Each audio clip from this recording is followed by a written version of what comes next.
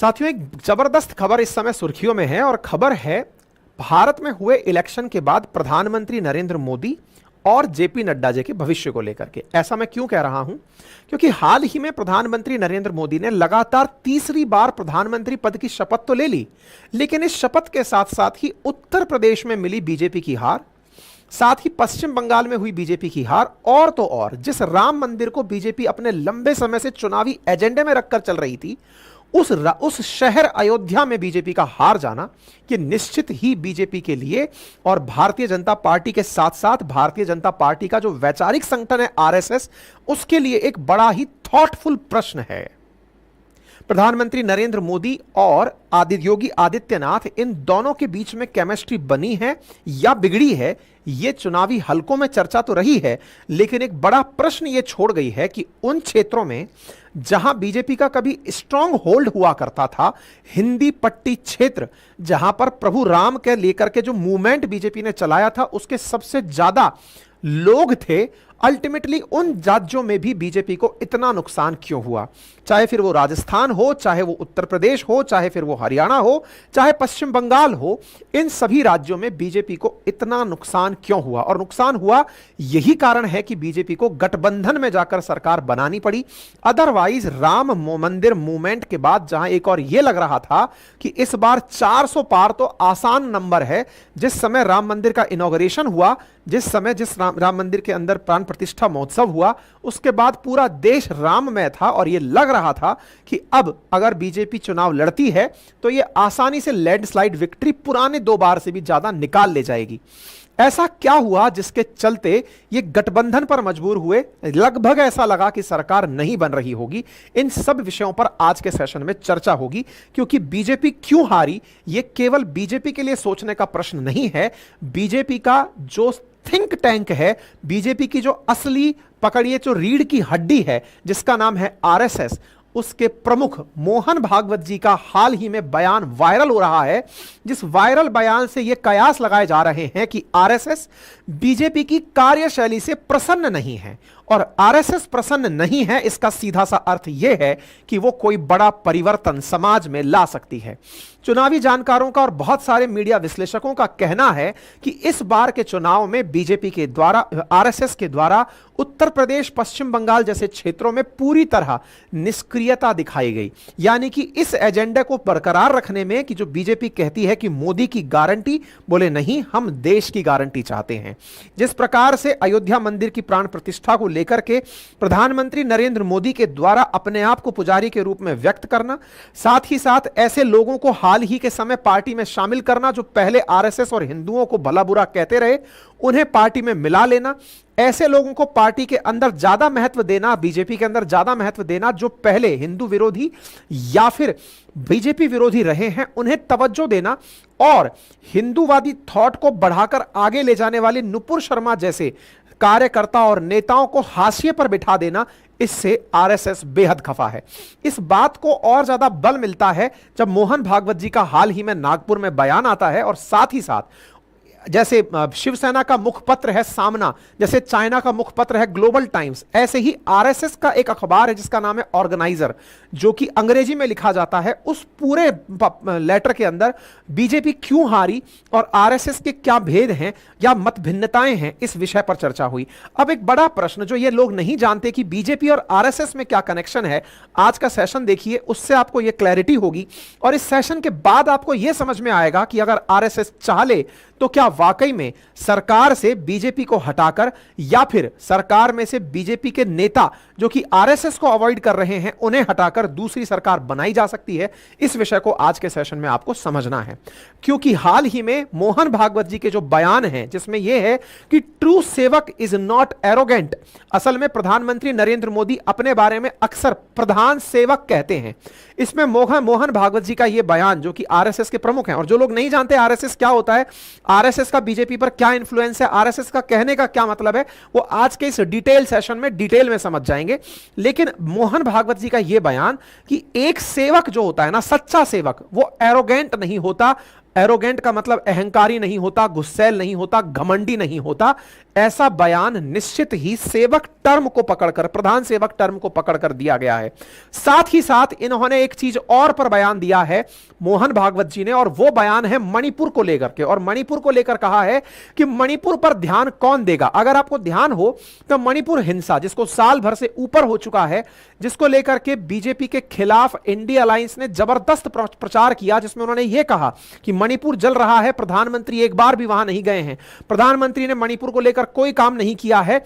अब आरएसएस जो कि इनकी विचारधारात्मक रूप से रीढ़ की हड्डी है, वो बीजेपी से सवाल पूछ रही है कि कौन मणिपुर पर ध्यान देगा, किसने उनके हाथ में बंदूक पकड़ाई, ये सोचने का प्रश्न है। इसका मतलब यह है कि विचारधाराओं में फिलहाल एक कॉन्फ्लिक्ट देखने को मिल रहा है। कहते हैं कि आरएसएस से बीजेपी का जन्म हुआ था, लेकिन अब बड़ा सवाल यह है कि बेटा क्या बाप से बड़ा हो गया है। यह सवाल इसलिए पूछा जा रहा है चुनावी हलकों में क्योंकि इस प्रकार से राम मंदिर जैसे कार्यक्रम के बावजूद बीजेपी का उन क्षेत्रों में हार जाना, जो मेन लैंड कोर मतलब अयोध्या जैसी जगह पर बीजेपी का हार जाना, एक बड़ा प्रश्न खड़ा करता है कि निश्चित ही वो जो कैडर है जो कि बीजेपी के लिए हमेशा बैकबोन बनकर काम करता रहा है, क्या वो निष्क्रिय रहा? क्या उसने बीजेपी को सपोर्ट नहीं किया? क्या बीजेपी का अति अहंकार यह समझ लेना कि हम सब कुछ सही कर देंगे, या यह समझ लेना कि जो हमारे पास आएगा वो हमारी विचारधारा में मिल जाएगा, यह अति अहंकार इन दोनों में रिफ्ट की वजह बन गया है।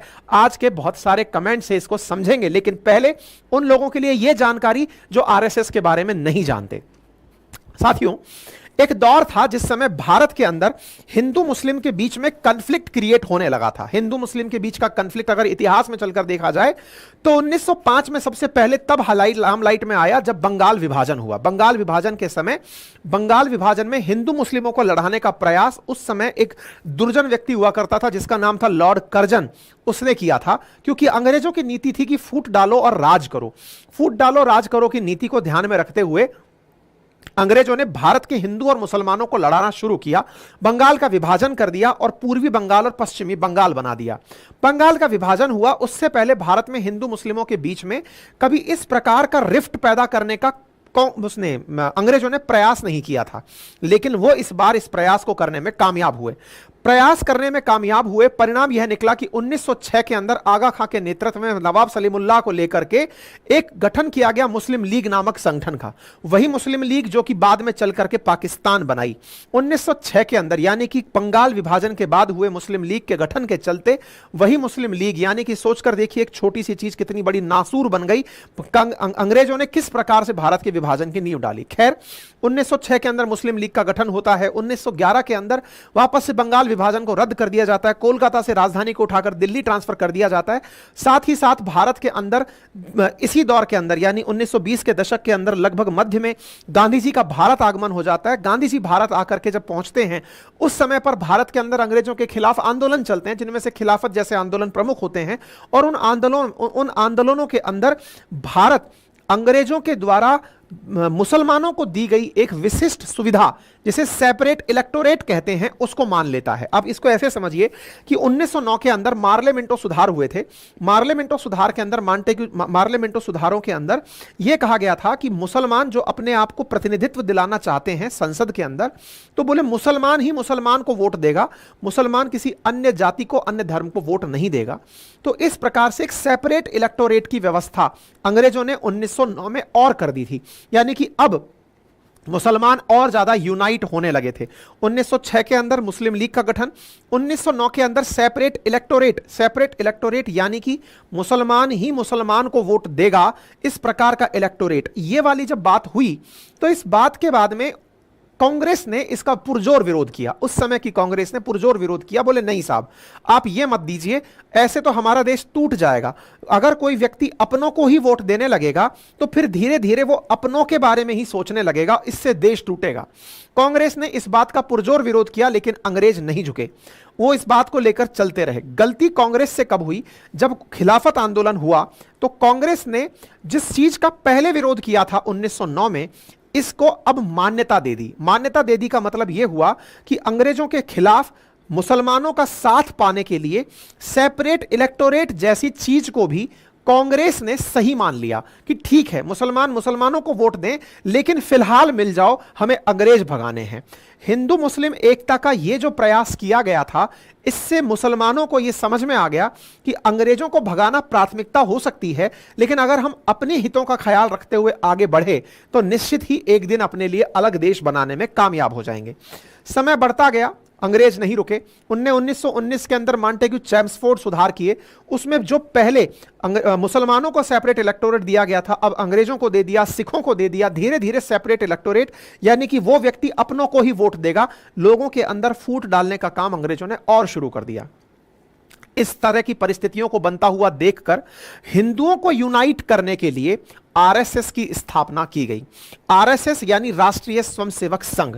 केशव बलराम हेडगेवार ने आरएसएस की स्थापना 27 सितंबर 1925 के दिन दशहरे के अवसर पर नागपुर के अंदर की। साथियों, आज यह स्वयंसेवक संगठन दुनिया का सबसे बड़ा स्वयंसेवक संगठन बना हुआ है। 2025 में इसके 100 साल पूरे होने वाले हैं। नागपुर के अखाड़ों में यह संघ तैयार हुआ। एक तरह से ऐसे समझिए कि जब सब अपने अपने लिए बातें कर रहे हैं तो हिंदुओं के लिए कौन बात करेगा, इसके लिए एक संगठन बनाया गया। नाम इसका स्वयंसेवी संगठन क्यों रखा गया? क्योंकि यह वॉलेंटरीली था, यानी कि यह ऐसा ऑर्गेनाइजेशन था जिसमें किसी को कोई तनख्वाह नहीं मिलेगी, इसे केवल आइडियोलॉजी मिलेगी। यह विचार करेगा कि देश को यूनाइट कैसे रखना है, क्योंकि अंग्रेज देश को तोड़ने का तमाम प्रयास कर रहे हैं, तो इन सबको एक कैसे रखना है, इसके लिए आरएसएस की स्थापना केशव बलराम हेडगेवार जी के द्वारा 27 सितंबर 1925 को नागपुर के अंदर की गई। आरएसएस की स्थापना हो गई। आरएसएस अपनी बातें रखना शुरू की। धीरे धीरे सांगठनिक क्षमताएं विकसित होने लगी। 1925 में स्थापित हुई आरएसएस इतना एक्सपर्टाइज तो नहीं रखती थी राजनीति में जितना कांग्रेस को था, क्योंकि कांग्रेस तो पहले से चली आ रही पार्टी थी।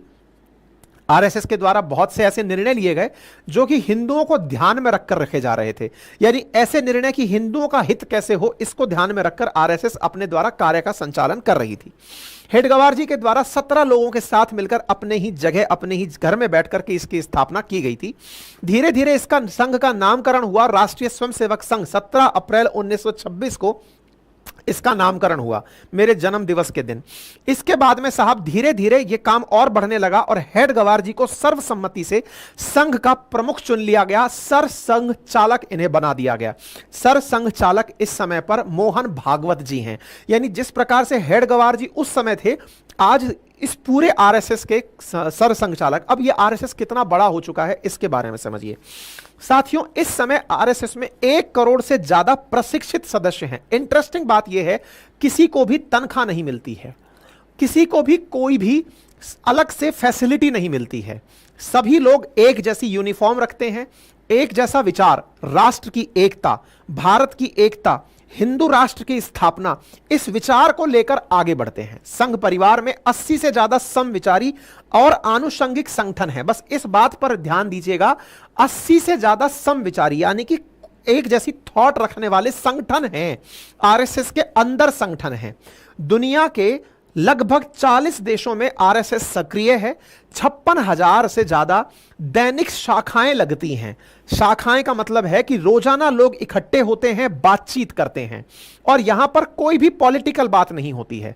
देश में जो भी चुनौतियां हैं उनकी चर्चा होना, दैनिक व्यायाम होना, राष्ट्र को कैसे एक लेकर आगे चलना है, इसकी गली चौराहे, नुक्कड़ चौराहों पर संगठन की शाखाएं लगती हैं।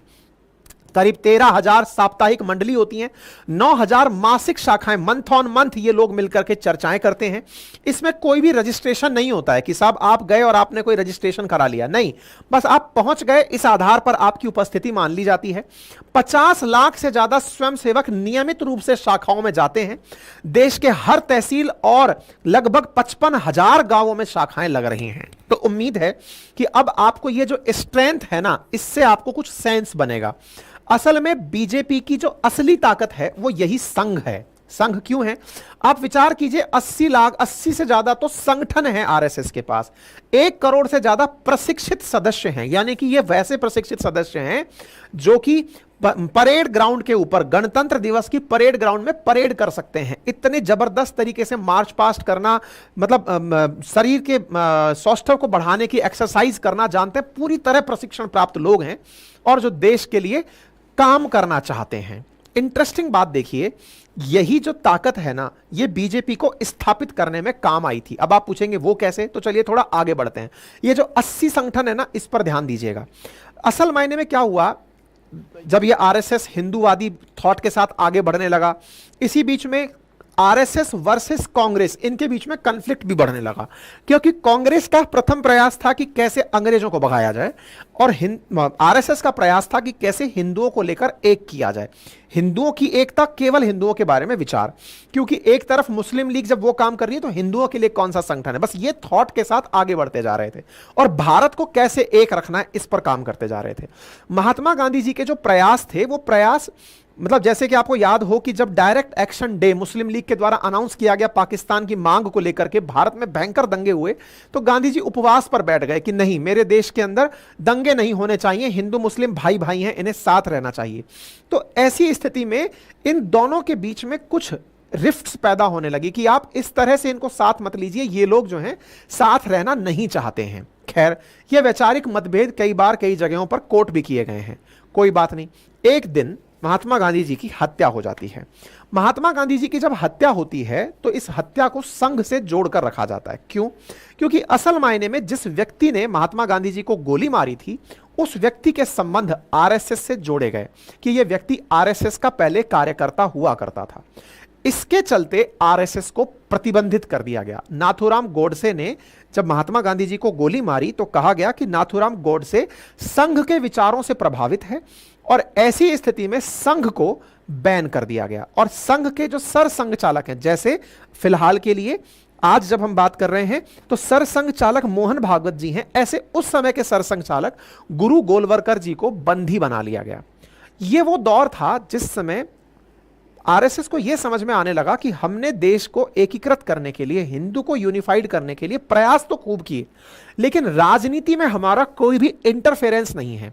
हम पर प्रतिबंध लगा तो हमारे पक्ष में खड़ा होने वाला कोई भी नहीं है।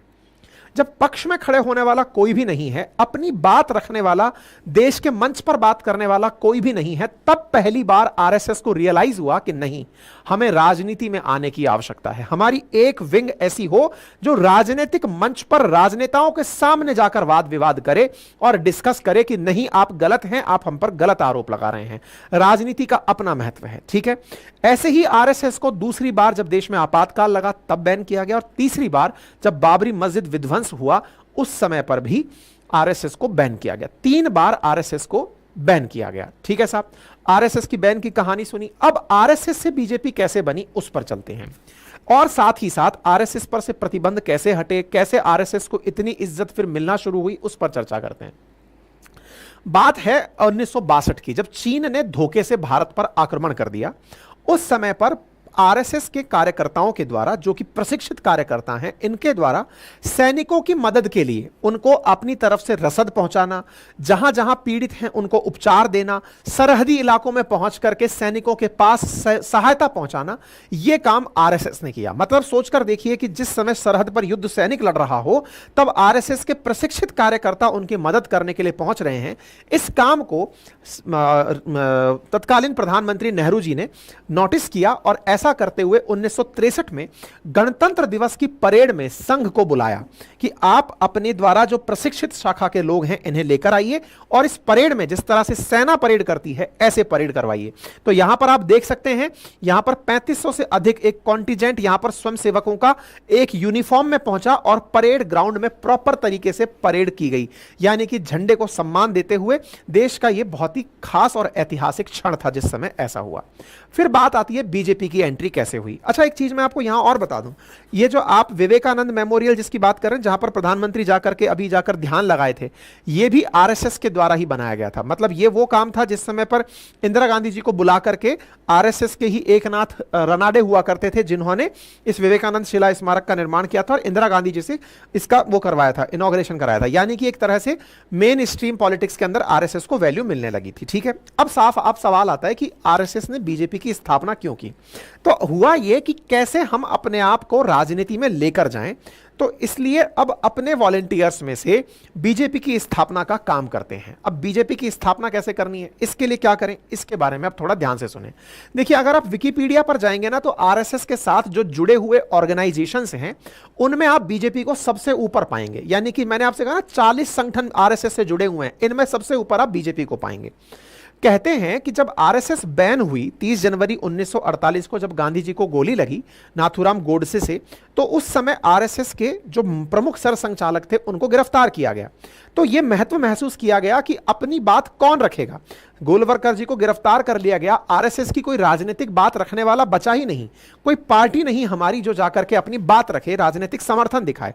और इसी बीच में जब यह थॉट प्रोसेस चली रहा था, तब एक और काम हुआ, और वो क्या था, भारत पाकिस्तान के बीच शरणार्थियों की सुरक्षा को लेकर के नेहरू जी और लियाकत अली के बीच में एक समझौता हुआ। इससे नाराज होकर केंद्रीय उद्योग मंत्री हुआ करते थे डॉक्टर श्यामा प्रसाद मुखर्जी, उन्होंने अपने पद से इस्तीफा दे दिया, और वो इस्तीफा देने के बाद गोलवलकर जी से जाकर मिले। मतलब एक प्रकार से यह समझिए कि गोलवलकर जी जो कि आरएसएस प्रमुख थे, श्यामा प्रसाद मुखर्जी जो एक कांग्रेसी थे, इस घटना से यह दुखी होकर के कि आप पाकिस्तान से अब दोस्ती कैसे कर सकते हो जब पाकिस्तान अपने लिए धर्म के आधार पर अलग देश मांग करके चला गया, श्यामा प्रसाद मुखर्जी ने पद से इस्तीफा दे दिया। गोलवलकर और मुखर्जी ने महसूस किया कि आरएसएस को अब राजनीतिक आवाज की जरूरत है, और साथ मिलकर भारतीय जनसंघ की स्थापना का ब्लूप्रिंट तैयार किया गया। यही कारण है कि 21 अक्टूबर 1951 को दिल्ली के राघुमल गर्ल्स हाई स्कूल में जनसंघ का पहला राष्ट्रीय सम्मेलन बुलाया गया। श्यामा प्रसाद मुखर्जी इसके अध्यक्ष बने, और संस्थापक सदस्यों में संघ प्रचारक बलराज मधोक और दीनदयाल उपाध्याय जी शामिल हुए। यानी कि यदि यह कहा जाए कि बीजेपी की स्थापना एक कांग्रेसी नेता के द्वारा हुई थी, तो इसमें कोई दो राय नहीं होगा। श्यामा प्रसाद मुखर्जी कांग्रेस छोड़कर आए, और फिर उन्होंने आकर के इस पार्टी की स्थापना की जनसंघ के नाम से। अगर आप बीजेपी की वेबसाइट पर जाएंगे तो सबसे पहले आपको यही दिखाई देगा अपनी जर्नी में 1951 भारत के जनसंघ का उदय, और उस जनसंघ के उदय के अंदर आप राघोमल गर्ल्स हाई स्कूल का नाम सुनेंगे। दिल्ली के अंदर इसकी स्थापना श्यामा प्रसाद मुखर्जी के द्वारा प्रथम अध्यक्षता में की गई थी। इसीलिए आपने नोटिस किया हो तो बीजेपी की बहुत सारी योजनाओं में श्यामा प्रसाद मुखर्जी का नाम होता है, या फिर दीनदयाल उपाध्याय जी का नाम होता है। अगर आप लोगों ने अपने बीजेपी के 2014 से और 19 की सरकारों को नोटिस किया हो तो श्यामा प्रसाद मुखर्जी और दीनदयाल उपाध्याय का नाम समझ में आ जाएगा। क्लियर है? यहां तक समझ में आ गया कि आरएसएस की क्या कहानी है, कैसे कैसे ये काम चला। अब आरएसएस ने बीजेपी को जन्म दिया, ये आपके सामने आ गया कि भाई अब राजनीतिक चेतना विकसित करनी है। आरएसएस ने अपने बहुत सारे लोग प्रचारक बनाए कि भाई आरएसएस की बातों को सबके साथ साझा करना है। कोई व्यक्ति प्रचारक लेवल पर अगर पहुंचा है तो फिर वो शादी नहीं करेगा, शादीशुदा है तो वो परिवार के साथ नहीं रहेगा, देश के लिए समर्पित हो जाएगा। कुछ इस प्रकार से रीजनल ऑर्गेनाइजर्स बनाए गए, क्षेत्रीय प्रचारक बनाए गए।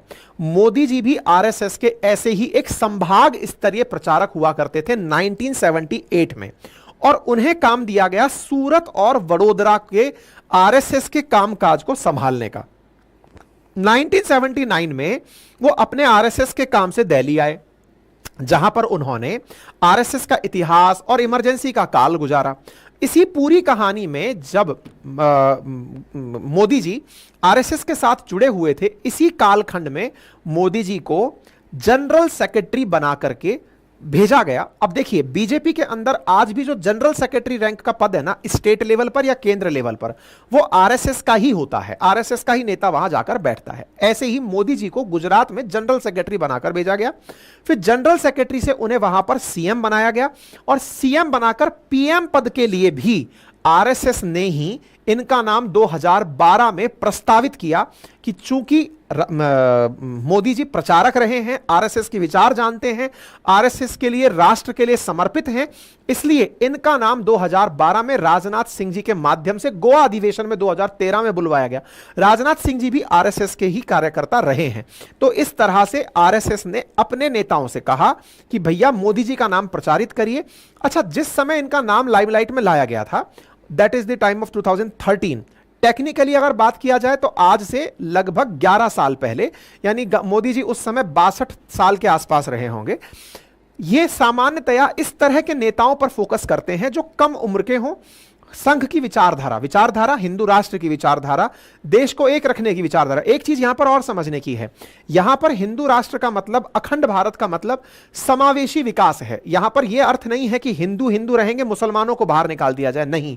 यहां पर विचारधारा यह भी है कि जो मुस्लिम भाई बहन हैं वो भी, उनके पूर्वज भी हिंदू ही थे, वो तो माइग्रेशन, जो बाहर से आक्रांता आए उन्होंने उन्हें कन्वर्ट कर दिया। आरएसएस इस बात पर भी कई बार चर्चा कर चुका है। अखंड भारत की चर्चा में पाकिस्तान भी बोले अपना ही था, पाकिस्तान भी अपना ही था, तो बांग्लादेश भी अपना ही था, ये सब क्षेत्र अपना था। अखंड भारत हो और हिंदू राष्ट्र हो, अर्थात भारत में रहने वाला हर व्यक्ति हिंदू है, चूंकि वो यहीं की सिंधु के पार वाला हिंदू है, ठीक है ना। और यहां पर जो मुस्लिम लोग भी हैं वो कन्वर्टेड लोग हैं। वास्तविकता में जो असली आक्रांता आए थे, जिनका धर्म लोगों ने अपनाया था, वो सुदूर क्षेत्रों से आए थे, बोले उनका कोई लेना देना नहीं है, ठीक है साहब।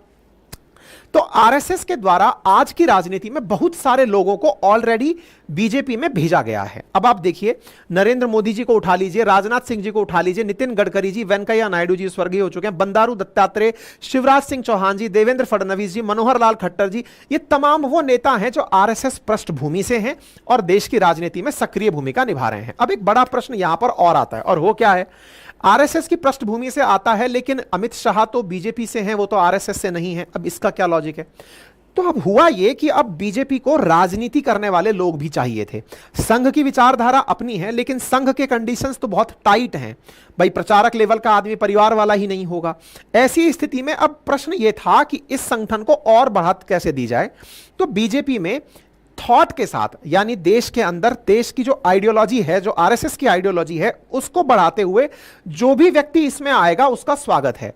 इस तरह से भारतीय जनता पार्टी में उन लोगों को भी शामिल करने दिया जो आरएसएस से जुड़े हुए नहीं थे। इसी के चलते अमित शाह जी जैसे जो लोग हैं, इनकी एंट्री इसके अंदर हुई थी। तो बीजेपी में चाहे योगी आदित्यनाथ हो, चाहे हेमंत विश्व शर्मा हो, ये वो लोग हैं जो कि आरएसएस से तो नहीं हैं, लेकिन बीजेपी की आइडियोलॉजी से हैं, और ये इस समय की पोजीशंस पर बैठे हुए हैं। इतनी बात समझ में आ गई?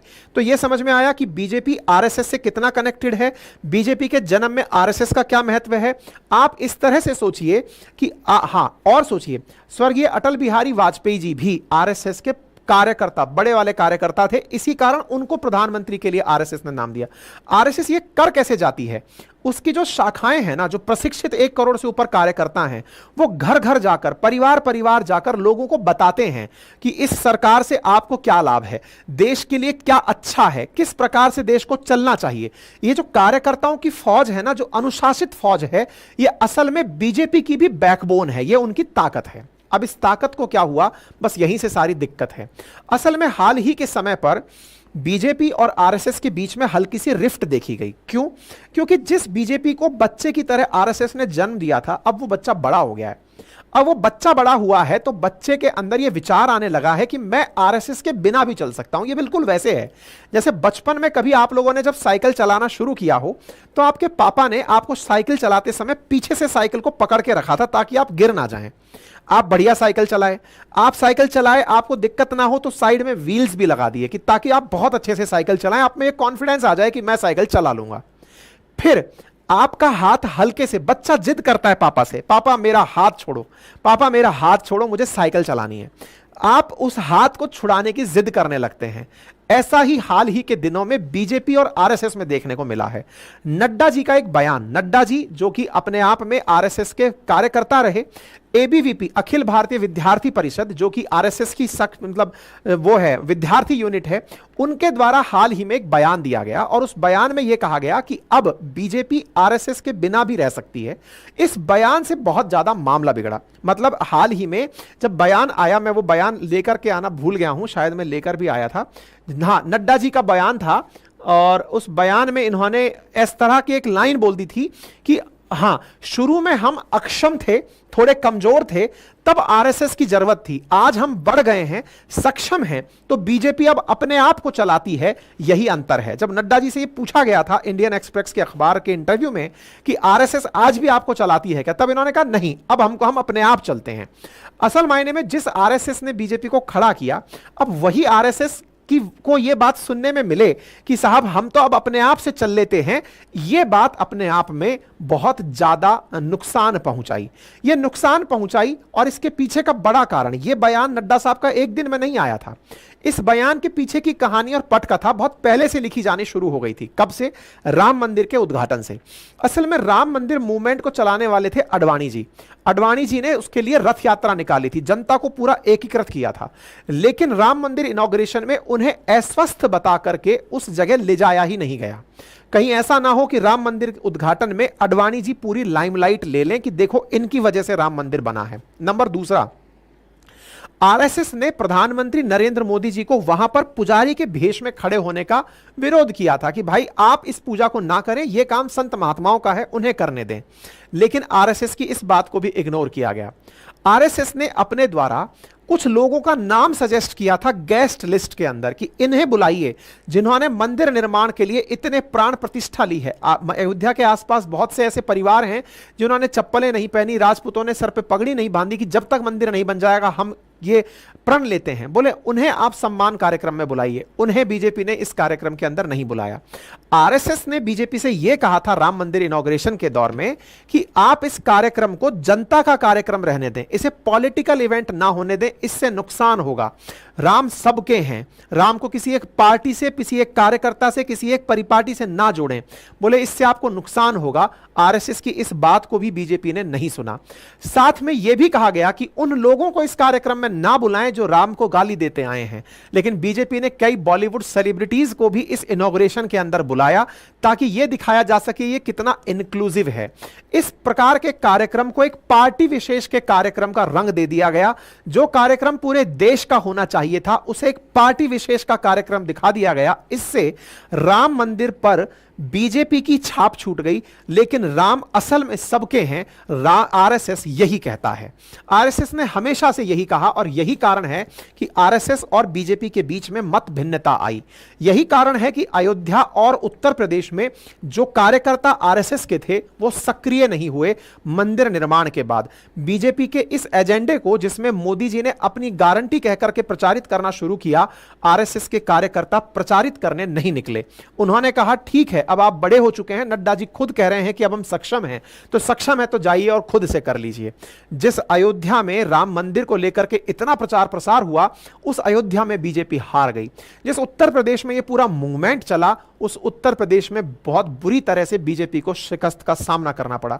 यह वो कारण है जो हाल ही में मोहन भागवत जी के बयानों से सेंस किए गए और जो ऑर्गेनाइजर नाम का जो न्यूज़पेपर है उसके अंदर लिखे गए वक्तव्यों से निकाला गया। ठीक है, तो यहां पर आरएसएस चीफ मोहन भागवत जी ने 10 जून को नागपुर के संघ के कार्यकर्ताओं के विकास वर्ग के समापन में कहा कि चुनाव राजनीतिक और राजनीतिक दलों के बारे में बात करते हुए कहा कि जो मर्यादा का पालन करते हुए कार्य करता है, गर्व करता है, किंतु लिप्त नहीं होता, अहंकार नहीं करता, वही सही मायने में सेवक कहलाता है। यह दर्शाता है कि किस प्रकार से सेवक वर्ड पर, यानी प्रधान सेवक वाली जो लाइन है मोदी जी की, मतलब एक तरह से यह कि मोदी जी को आरएसएस ने अपनी तरफ से प्रमोट किया, अब मोदी जी आरएसएस को क्रॉस कर रहे हैं, ऐसा हिंट न्यूज चैनल वाले आरएसएस चीफ की बात से निकाल रहे हैं। जब चुनाव होता है तो मुकाबला जरूरी होता है, इस दौरान दूसरों को पीछे धकेलना भी होता है, लेकिन एक सीमा तक यह मुकाबला झूठ पर आधारित नहीं होना चाहिए। यहां पर ऐसे कई बयान जिन्हें कई मीडिया चैनल्स ने झूठा बयान करार दिया, बोले इस तरह की चीजें नहीं करनी चाहिए थे। तो मोहन भागवत जी के द्वारा यह जो बात की गई, यह नागपुर में कही गई। नागपुर जहां से आरएसएस का गढ़ है, जहां से ये सारी बातें कही जाती हैं। आरएसएस जिस प्रकार से हर वर्ष अपनी बातें करता है, इस प्रकार भी मोहन भागवत जी ने इस तरह की बातें इस जगह पर कही थी। ठीक है साहब, चुनावी मुकाबला इस पर नहीं होना चाहिए। संसद में सहमति बनाने पर प्रयास होना चाहिए। विपक्ष को विरोधी नहीं प्रतिपक्ष कहिए। जैसे हर सिक्के के दो पहलू होते हैं, इस प्रकार से अगर सरकार कुछ कार्य कर रही है और विपक्ष उस पर कुछ बात बोल रहा है तो उसे विरोधी के रूप में ना लें, उसे भी एक आइडिया लें, उससे भी कुछ सीखें और उन्हें भी साथ लेकर चलने का प्रयास करें। आरएसएस चीफ के इस बयान के मायने यह समझाने में पर्याप्त हैं कि जो बीजेपी इस समय कर रही है वो अहंकार से युक्त होकर कर रही थी और उसका ही नतीजा उसे चुनाव परिणाम के अंदर भुगतना पड़ा। चुनाव ऐसे लड़ो जैसे मुकाबला नहीं युद्ध हो, चुनाव ऐसे लड़ा जैसे मुकाबला नहीं युद्ध हो रहा हो। मर्यादा का पालन करें, अहंकार ना करें, वही सच्चा सेवक कहलाता है। और तो और मोहन भागवत जी के द्वारा मणिपुर भर भी बयान दिया गया और उसमें कहा गया कि 1 साल से मणिपुर शांति की राह देख रहा है। आपको याद होगा यह मणिपुर का मामला बहुत ज्यादा उठाया गया था। बीते 10 साल में राज्य में शांति थी, लेकिन अचानक वहां गन कल्चर बढ़ गया। जरूरी है कि इस समस्या को प्राथमिकता से सुलझाया जाए। अब यह वाली जो बात आई आरएसएस चीफ की, इसके लोग मायने निकाल रहे हैं और मायनों में सबसे बड़ा मायना यही है कि बीजेपी को जो लैंडस्लाइड विक्ट्री की अपेक्षा थी राम मंदिर बनने के बाद, अगर वो नहीं मिली, जहां पश्चिम बंगाल के अंदर इतना जबरदस्त काम संघ ने किया वो आखिरी मोमेंट पर एक्टिवेट नहीं हुआ। बीजेपी अपनी कैलकुलेशन में ये लगाती रह गई कि हम यहां पर सबसे बड़ी पार्टी बनकर उभरेंगे, वो वहां पर नहीं निकल के आए। इसके पीछे का बड़ा कारण निकल कर आया कि इन्होंने अपनी पार्टी में ऐसे लोगों को टिकट दे दिए जो पहले बीजेपी या आरएसएस को गाली देते थे, हिंदुओं को गाली देते थे, उन्हें अपनी सीट पर टिकट दे दिया। इससे लोगों का मनोबल टूट गया। इनका कहना है कि जो कार्यकर्ता आपके साथ लंबे समय से काम कर रहे थे, कहते हैं उत्तर प्रदेश में आरएसएस के द्वारा 10 लोगों का नाम सजेस्ट किया गया था टिकट बंटवारे में, लेकिन उनकी नहीं सुनी गई। ऐसे कार्यकर्ताओं को जब इस प्रकार का भाव मिलेगा कि इतनी मेहनत के बाद उन्हें टिकट नहीं दिया गया, उनकी बात नहीं सुनी गई, जिसका परिणाम यह निकला कि आरएसएस कार्यकर्ता एक्टिवेट ही नहीं हुआ और एक्टिवेट नहीं हुआ, उसका परिणाम यहां पर इन्हें देखने को मिला। मणिपुर शांति की राह देख रहा है, उसके पहले 10 साल शांत रहा। मणिपुर पर इनके बयान के मायने हैं कि आरएसएस खुद यह कह रहा है कि नहीं, मणिपुर पर मामले को सुलझाना चाहिए। मणिपुर मामले पर हमने ऑलरेडी कई सेशंस किए हैं, आप जाकर अपनी पाठशाला पर सुन सकते हैं, हमने पूरा डिटेल वहां पर आपको बताया हुआ है। रहा सहा कसर इनकी तरफ से जो अखबार लिखा जाता है ना, उसने पूरा कर दिया। जेपी नड्डा जी का बयान तो काफी खतरनाक था, जिससे देखिए क्या होता है। ऐसा नहीं है कि कोई व्हाट्सएप ग्रुप हो जिससे आरएसएस जाकर तुरंत सबको कहती हो 1 करोड़ कार्यकर्ताओं को कि हां भाई कार्यकर्ताओं एक्टिवेट होने का समय आ गया है, हो जाओ। कोई स्लीपर सेल नहीं है कार्यकर्ता, विचारधारात्मक रूप से जुड़े हुए 7 लोग हैं। वो विचारधारा से जुड़े हुए लोगों का मनोबल टूटता है जब बीजेपी का चीफ ये कहते हुए पाया जाए, अध्यक्ष ये कहते हुए पाया जाए कि अब हमें आरएसएस की जरूरत नहीं है।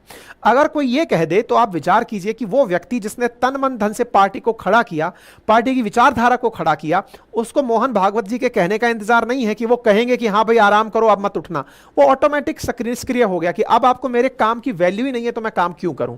बोले यही कारण हुआ कि इन्होंने जिस तरह से ये बातें कही कि भाजपा को आरएसएस के समर्थन की जरूरत नहीं है, नड्डा जी का अध्यक्ष पद जाना तय है। और अगर बीजेपी इस बात को समझती है कि आरएसएस की नाराजगी का उन्हें नुकसान भुगतना पड़ा है, तो ये कयास लगाए जा रहे हैं कि किसी और संघ के बड़े कार्यकर्ता, नाम सबसे ऊपर बीएल संतोष जी का चल रहा है, सुनील बंसल जी का चल रहा है, कि उन्हें बीजेपी का अध्यक्ष बनाया जा सकता है अगर इस बात का नुकसान जो हुआ है उसे कवर करना हो तो। ठीक है, तो ये सारी बातें निकल करके आई।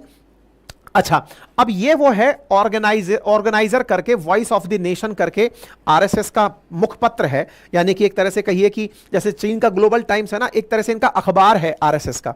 उसमें ये प्रॉपर बात लिखी गई। क्या लिखा गया कि Lok Sabha 2024 verdict is indicator that BJP need to go in course correction, कि अब बीजेपी को फिर से सोचने की आवश्यकता है। The result did not go adequately in its favour due to multiple reasons. Thankfully, it has the honesty to accept its shortcomings and take corrective actions. BJP को सोचने की आवश्यकता है कि उसने ऐसी क्या गलतियां की थी। ऑर्गेनाइजर के अंदर ये बातें लिखी गई। ऑर्गेनाइजर 1947 से चला आ रहा अखबार है जिसके अंदर ये बातें प्रॉपर तरीके से लिखी गई हैं और यहां पर ये बातें एक एक करके लिखी गई हैं। जैसे सोशल मीडिया पर इन्होंने अपनी बातें कही हैं। इन्होंने कहा कि सोशल मीडिया पर एक बबल बनाया गया, बोले ये बबल फट गया। इस पर हमने अपनी तरफ से आप लोगों को प्रॉपर सेशन किया जिसमें मैंने बताया है कि बीजेपी अपने ही हथियार से हारी है। मैंने इस पर आपको सोशल मीडिया का पूरा तरीका बताया था। ठीक है, इसके अंदर यह भी कहा गया कि आरएसएस के जो लोग थे जो एक समय पर पार्टी के लिए काम किया करते थे, लेकिन वो इस समय पर अपनी बातें 100% वोटिंग के लिए करते हुए दिखाई नहीं दिए क्योंकि उन्हें चार्ज नहीं किया गया। इसी प्रकार से ओवर कॉन्फिडेंस और लिथार्जीपना, यानी कि यह सोच लिया गया था कि जब राम मंदिर बना दिया है, बीजेपी ने कहा कि हमने तो अपनी तरफ से राम मंदिर बना दिया है, इस काम के मूवमेंट को अगर आपने खुद से अपने हाथ में ले लिया तो यह आपके ओवर कॉन्फिडेंस को दर्शाता है। और यह जो ओवर कॉन्फिडेंस है और साथ में यह वाली लाइन बोल देना कि आएगा तो मोदी ही और अब की बार 400 पार, इसने ओवर कॉन्फिडेंस ने आप लोगों के जो डेडिकेटेड वर्कर्स हैं उनके रिकॉग्निशन को खत्म कर दिया। वर्कर आपके काम को पहचाने ही नहीं। इसी प्रकार से जो नेता हैं वो इतने ज्यादा बिजी हैं कि वो किसी का फोन नहीं उठा रहे हैं, किसी की बात नहीं कर रहे हैं। Why are BJP elected MPs and minister always busy? Why they never visible in their constituencies? वो अपने क्षेत्र में दिखाई नहीं पड़ते हैं। उनको कोई मैसेज कर दिया जाए तो उसका जवाब नहीं मिलता है। इसी प्रकार से इन्होंने एक जो सबसे बड़ी बात उठाई ना, वो महाराष्ट्र को लेकर उठाई कि महाराष्ट्र में इन्हें इतना नुकसान क्यों हुआ। बोले देखो, बीजेपी और शिवसेना तो एक नेचुरल अलाई है, ये लंबे समय से साथ रहे हैं, साहिब ठाकरे के समय से साथ चले आ रहे हैं। लेकिन साहब, आप लोगों ने एनसीपी को भी अपने में मिला लिया। उनकी आवश्यकता क्या थी? सरकार तो बीजेपी और शिवसेना से मिलकर बनी गई थी। उनको साथ में लाने से पार्टी कार्यकर्ता का मनोबल टूट गया। जिस एनसीपी शरद पवार जी की पार्टी से तोड़ करके अजीत पवार जी के ग्रुप को इधर लाया गया, बोले ये लोग तो पूरे टाइम का हमको गाली देते रहे, यानी आरएसएस को और हिंदुओं के एक्टिविज्म को इनको हमेशा क्रिटिसाइज करते रहे। आप इनको अपने साथ बुला लिए तो जो कार्यकर्ता इनके खिलाफ रहा हमेशा, वो कैसे चार्ज हो जाए? आप किसी को भी बुलाए, अपना बस पट्टा पहनाए, कहे कि अब ये हमारी विचारधारा से समर्थन रखते हैं, हम इनके साथ हैं, तो बोले आप लोगों ने ये जो काम किया ना, इससे पूरी तरह से लोग मतलब आपसे नाराज रहे। People insulting Ram and Hindu Dharma gate A red carpet welcome, but a young seasoned Nupur Sharma is scolded harshly और पब्लिकली। बोले जो लोग आपको गाली देते रहे उनको तो आपने रेड कारपेट पे बुला के सम्मानित किया, और नुपुर शर्मा जैसे जो कार्यकर्ता रहे जिन्होंने आपके लिए इतना काम किया, उनको आपने पब्लिकली डांट दिया। आपको याद होगा नुपुर शर्मा का बयान, जिसके चलते हुए बीजेपी ने इन्हें अपने पद से बर्खास्त कर दिया था। जबकि नुपुर शर्मा के बयान में यह बात बार बार कही गई थी कि नुपुर शर्मा ने जो भी बातें कही वो हदीस को ध्यान में रखकर कही थी। जो ऑलरेडी हदीस में लिखा हुआ है, मुस्लिमों के टेक्स्ट में लिखा हुआ है, वहां से बातें लिखी गई थी। उसके बावजूद कोई भी उसके साथ आकर खड़ा नहीं हुआ। अगर उसने मिस्टेक की थी तो क्या उसको इस तरह से ट्रीट करना चाहिए था? बोले यही कारण था कि बीजेपी का जो कार्यकर्ता इनके लिए कर्नाटका के अंदर, तमिलनाडु के अंदर, पश्चिम बंगाल के अंदर लड़ने के लिए खड़ा हो जाता था, वो बीजेपी के इस रवैये से ये सोच गया कि ये अपने लोगों को कभी भी किनारा कर सकते हैं। जो लोग इनके लिए लड़ाई लड़ रहे हैं उनको ये कभी भी साइड कर सकते हैं। नुपुर शर्मा के केस में बीजेपी का उनको साथ ना देना, टॉप लीडरशिप की तरफ से यह मैसेज होना कि नुपुर शर्मा को अकेले लड़ाई लड़ने दो, ऐसी स्थिति में और कार्यकर्ताओं का मनोबल टूट गया कि पार्टी हमारा साथ कभी भी छोड़ सकती है, और ऐसी स्थिति में कार्यकर्ता डिमोटिवेट हो गया। रही बात राम मंदिर के इनॉग्रेशन की, तो जो ये सेलिब्रिटीज बुलाए गए थे, इन सेलिब्रिटीज को लेकर के आरएसएस एक मत नहीं था। महाराष्ट्र पॉलिटिकल क्राइसिस को लेकर के भी ये बार बार ये कहते रहे कि आपको उनकी पार्टी के लोगों को अपने साथ में नहीं बुलाना चाहिए था। ये सारी बातें इनके द्वारा कही गई। तो उम्मीद है कि ये सारी बात आपको समझ में आ जाए। अब बड़ा सवाल यह है, तो क्या आरएसएस अब प्रधानमंत्री नरेंद्र मोदी की जगह अपने लोगों में जो प्रशिक्षित कार्यशालाएं हैं उनके अंदर किसी और व्यक्ति को प्रोजेक्ट कर रही है?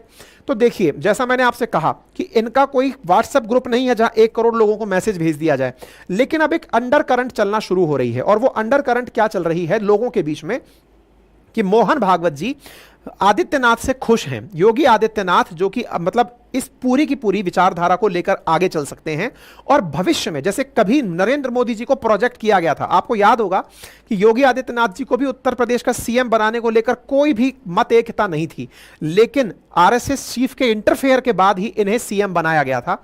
ऐसे ही जब मैं आपको आज सेशन कर रहा हूं, कल की खबर है कि मोहन भागवत जी की आदित्यनाथ जी के साथ गोरखपुर में मीटिंग हुई है। अब गोरखपुर में मीटिंग हुई है, यह खबर सुर्खियों में चल रही है। तो अब यह आरएसएस के कार्यकर्ताओं को मैसेज दिया जा रहा है कि अगले पीएम के लिए संभव है कि योगी आदित्यनाथ का नाम आरएसएस आगे करे, बिल्कुल वैसे ही जैसे मोदी जी का नाम कभी आगे किया गया था गोवा अधिवेशन में। तो आने वाले समय में हो सकता है कि आरएसएस लंबे समय को सोचते हुए, क्योंकि जब मोदी जी का नाम सजेस्ट किया था तब वो 61-62 साल के थे, तो उस समय पर आज योगी आदित्यनाथ जी 50-55 साल के आसपास हैं, तो अगले 10-15 सालों के लिए कोई व्यक्ति पीएम पद पर रह सके, आरएसएस उस तलाश में अब निकल चुकी है। और ऐसे में नाम योगी आदित्यनाथ जी का आ रहा है कि हो सकता है कि आरएसएस अब इन्हें प्रमोट करे, क्योंकि संघ के कार्यकर्ता इस बात को स्वीकार कर रहे हैं कि पब्लिक एक्सेप्टेंस इनका सबसे ऊपर होगा यदि यहां से आगे देखा जाता है। ठीक है, बाकी अब आप इस विषय पर क्या सोचते हैं अपनी राय कमेंट बॉक्स में रखें। हां, आरएसएस का एक बात और भी कहना है कि आरएसएस का कहना है कि ये साधु संतों का काम है, इसमें रामलला की प्राण प्रतिष्ठा को राजनीतिक नहीं राष्ट्रीय आंदोलन बनाना था, आपने इसको राजनीतिक आंदोलन बना दिया। आरएसएस की सलाह थी कि प्राण प्रतिष्ठा लोकसभा चुनाव के बाद हो, आपने पहले इसकी स्थापना कर दी। साधु संत इनके खिलाफ हो गए, आप शंकराचार्यों को साथ नहीं ले पाए। आरएसएस ने जो अतिथियों की लिस्ट दी थी बीजेपी ने उसे नजरअंदाज कर दिया। पुजारी वाली छवि को लेकर आरएसएस सहमत नहीं था।